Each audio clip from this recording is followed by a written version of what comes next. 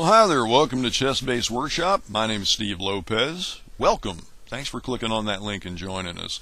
We've been doing a bunch of videos on Chess Base Lite and Chess Base over many weeks, and now it's time to turn back to Fritz12 and talk about a few Fritz12 features.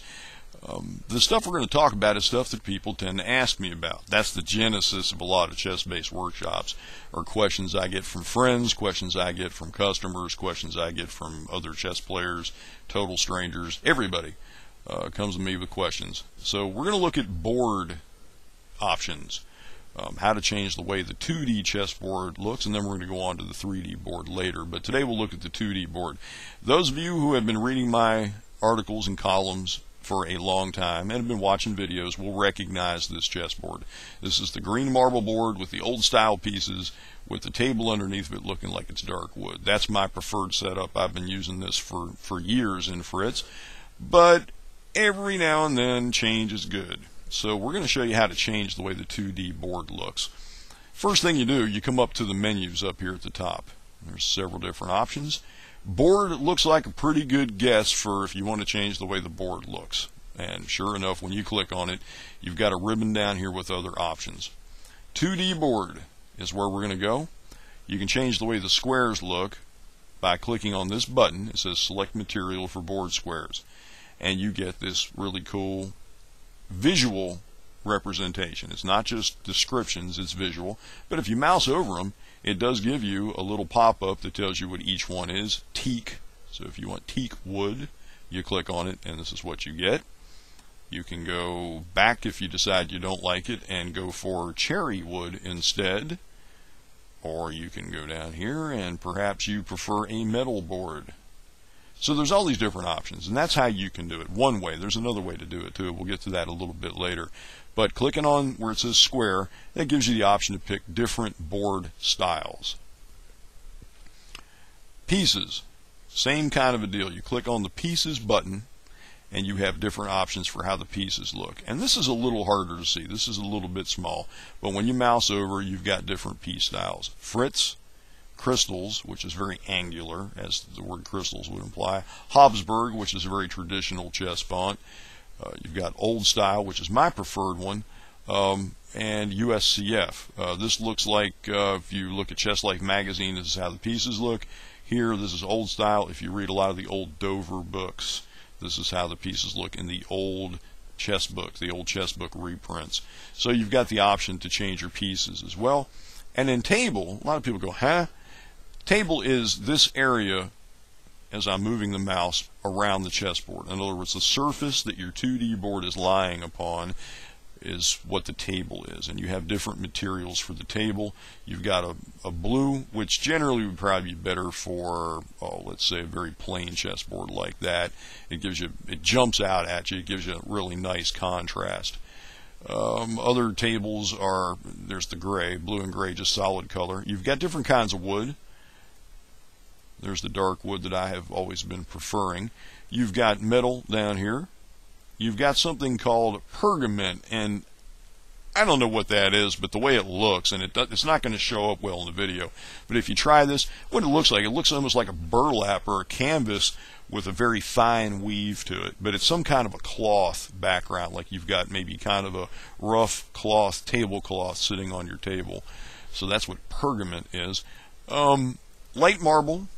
And actually, I've gotten fond of this. I was playing around with this earlier this morning, and I like the black marble, the dark marble. And the reason for that is because I have several antique tables in my house that look very much like this background. So it's almost like having this 2D board sitting on one of my tables in my home. So I think I may be changing from the wood background to the marble background. But that's the basics of how you change these three major options of your 2D chessboard. You've got the squares, you've got the pieces, you've got the table it's sitting on, and you can get to all that right up here. There are other options, and we're going to look at some of them, and there's two ways to get to these other options. One of them is if you move the mouse cursor on top of the chessboard and you right click, you get a couple commands. Flipboard is just to, put the dark pieces at the bottom. And you'll see there's a button up here in the corner that does the same thing. Or if you right click and select board design, you get this dialog. There's a quicker way to get to this dialog, by the way, and it's not very obvious, so I want to point it out to you. If you go to the ribbon, this button on the ribbon, it says board 2D, there is a little tiny button here in the corner that says board design, change board design and style. That is actually a button, and if you click on it, you get this dialog. So that's the quick way. You go up to board 2D, click on that tiny button in the corner, and you get this same dialog. You get color schemes. It's basically the same kind of deal. Actually, it's even more options than what you had by clicking on the square button. Square button gave you, if I recall, what was it, 8 options? Let's go back and look. You get 9 options. Excuse me. But if you click on this button and go to color schemes, there's actually a bunch more. There's several more down here that you can use as well. So you have quite a few more options in this dialog. With pieces, same kind of thing. You actually have your 5 piece styles, and you also have the ability to play blindfold chess by clicking either blind all, which takes all the pieces off the board. If we click apply, you'll see that happen. The pieces are there, you just can't see them. So you can play blindfold chess against Fritz, or if you just want to blindfold one side, you can do it that way where only black's pieces are obscured. So people wanting to know how to play blindfold chess against Fritz, that's how it's done. Background, same thing. You've got a bunch of different options here for the table underneath the chessboard. A couple here that you didn't have in the button up at the top, like rock, which is kind of cool. It's like if you're on a desert island and there's the desert, and you could only bring one chessboard, I'd bring the green marble. But what's more important in this dialog is you have several other options to further tweak the board besides just color. And I'm going to show you some of them. People always want to know how to turn the coordinates, the algebraic coordinates around the board. How do you turn them off and on? This is where you do it. There's a checkbox that says coordinates. Uncheck it, click apply, and you will notice that the algebraic coordinate numbering and lettering has gone away. If we check it again and click apply, it's back. So that's how you do it. Another thing you can do is change the size of the margin. In other words, the border between the playable area of the chessboard, the actual squares, and the edge of the physical board itself. How big is this, how wide is this margin going to be? You do it with margin width. And if you slide it to the right, you get a wider margin. Click apply, and you'll see that we have a very broad margin, and the algebraic coordinates are much larger as well. They will expand to kind of fill that margin. So you can change the margin width. You can get a very wide margin that way, or if you go all the way to the left, you can get a very narrow margin. Actually, if you go the whole way to the left, it may even take it away. No, you still get a little bit of a margin there. It doesn't take it away totally. So you'll always have a little bit of a margin. Another thing you can do is proportion. And what that is the size of the chess pieces compared to the size of the squares. If you go the whole way to the left with the proportion slider and click apply, you'll see the pieces have become fairly tiny in relation to the size of the squares. If you go the whole way to the right and click apply, you get these really large pieces. This is actually very useful. We do have some customers, I've talked to quite a few here in the last 6 months or so, that are vision impaired and want to know how to make the pieces bigger, how to make the board bigger, etc. This is one way to make the pieces somewhat bigger, is to use the proportion slider. I like big pieces, but not gigantic, so I go about 3/4 of the way across and click apply. Another thing you can do is when you're replaying games, you've got the ability to put replay arrows underneath the board.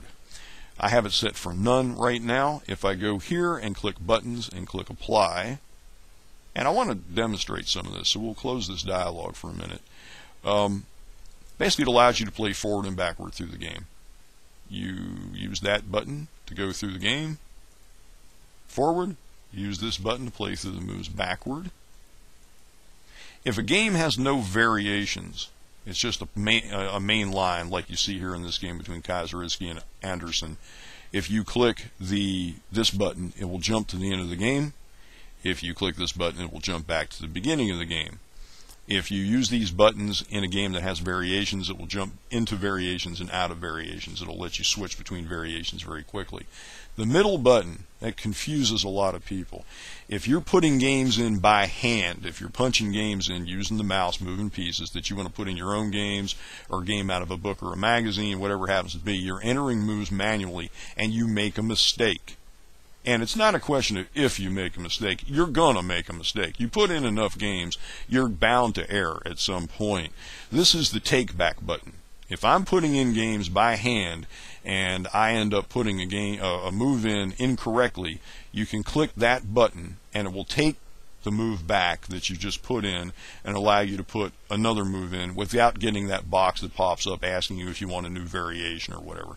It's basically a button that erases the last move that you just input when you're putting games in manually. Very useful tool.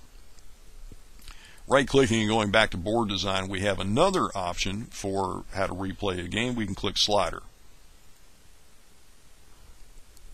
This gives us all the buttons we had before, with the addition of a slider, and moving the slider to the right allows us to step through the game. Just by moving the slider, the pieces just go, and if we're looking, this is real useful if you're looking for a particular position. If I suddenly go, oh wait a minute, I want the part where the knights were exchanged, I can stop right there or go one move ahead, and there we are. And it's just a way to go through the game very quickly if I'm looking for a particular, scanning for a particular position. And you can just move that slider back and forth to play backward and forward through the game and do it basically as fast or slow as you want. And it's real handy when you know there's a particular position in a game that you want to get to. You can just move the slider until you suddenly recognize it and go, aha, there we are. That's the one I was looking for. So that's part of the board design dialog. It's the replay arrows below the board. You can have any of these options. Just note that selecting none gives you a little bit bigger board than having the buttons below the board, but it's entirely up to you whether you want to do, how you want to do that. You click OK once you've made your choice. There you are. By the way, if you are interested in making the board even just a little bit bigger or smaller, sliding this margin. In other words, you move the mouse, you see it becomes a two-headed arrow when it's on this border, and you hold down the left mouse button and slide it back and forth, and this gives you a little bit bigger or smaller board. There eventually comes a point where the board gets about as big as it's going to get, but at some point the board will get a little bit smaller as you move the margin farther over. It's a question of what's more important to you. Do you need a big board or maybe a smaller board with more emphasis on the engine analysis and the notation pane? But that's another little board appearance trick. There's more, and we're going to look at them in the next Chess Base workshop. Until then, have fun.